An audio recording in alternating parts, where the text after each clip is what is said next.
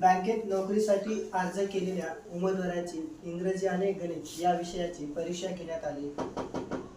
बसलेल्या उमेदवाराच्या पैकी इंग्रजीत 75% उमेदवार उत्तीर्ण झाले व गणितात 80% उत्तीर्ण झाले. परंतु 18% उमेदवार दोन्ही विषयात अनुत्तीर्ण झाले. अनुत्तीर्ण म्हणजे काय झाले? नापास झाले. तर जर दोन्ही विषयात उत्तीर्ण झालेल्या 292 जणांना नोकरीवर घेण्यात आले तर त्या परीक्षेला किती उमेदवार बसले होते? असा एवढा मोठा प्रश्न आहे, पण गणित छोटंसंच आहे. सुरुवातीला काय करायचं? दोन शब्दापैकी एक शब्द येतो, पास किंवा नापास, उत्तीर्ण किंवा अनुत्तीर्ण, असं आपल्याला तिथं विचारायचं.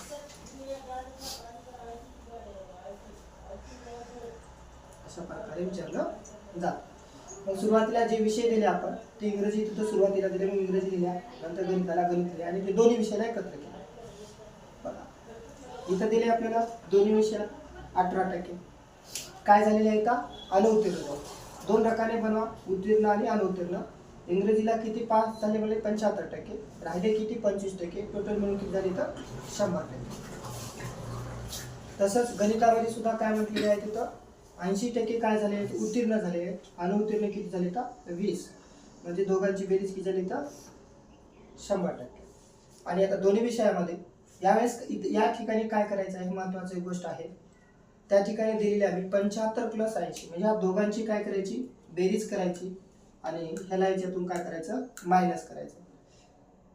असं केल्यानं काय होते, जे आपल्याला वजाबाकी येईल तिथे 73 आली, ते दोन्ही विषयामध्ये काय झालेले आहेत आता उत्तीर्ण झाले. म्हणजे आपल्याला इथं कळलं पास झालेले किंवा उत्तीर्ण झालेली संख्या किती आता ते त्या ठिकाणी बघितल्यासारखं 73% आहे. किती टक्के आहे? 73%.